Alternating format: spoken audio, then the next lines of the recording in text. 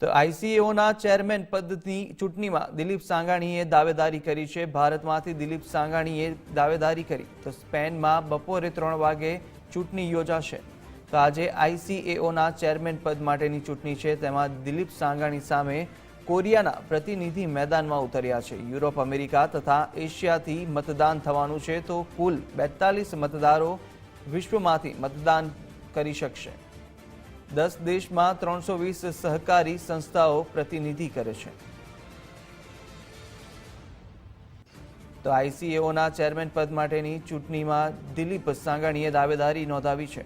તો ભારતમાંથી દિલીપ સાંઘાણીએ દાવેદારી કરી, જેમાં સ્પેનમાં બપોરે 3 વાગે આ ચૂંટણી યોજાવા જઈ રહી છે. ત્યારે આઈસીએઓના ચેરમેન પદ માટેની દાવેદારી કરી છે. ત્યારે દિલીપ સાંઘાણી સામે કોરિયાના પ્રતિનિધિ મેદાનમાં ઉતર્યા છે.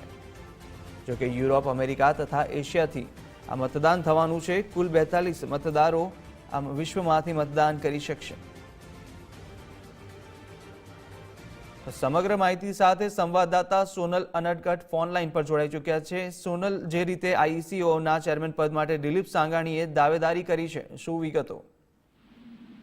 જી, ઇન્ટરનેશનલ કોઓપરેટિવ એગ્રીકલ્ચર ઓર્ગેનાઇઝેશન જે છે તેના ચેરમેન પદ માટેની ચૂંટણી આજે યોજાઈ રહી છે. સ્પેન ખાતે બપોરે 3 વાગે આ ચૂંટણી યોજાવાની છે અને સૌથી મહત્વનું છે કે ભારતમાંથી દિલીપ સાંઘાણીએ આ સંદર્ભમાં દાવેદારી કરી છે. ચૂંટણીમાં દિલીપ સાંઘાણી સામે કોરિયાના પ્રતિનિધિ મેદાનમાં છે અને ભારતમાંથી ટોચની સહકારી સંસ્થાના 20 લોકો આ સંદર્ભમાં આજે સ્પેન પહોંચ્યા છે.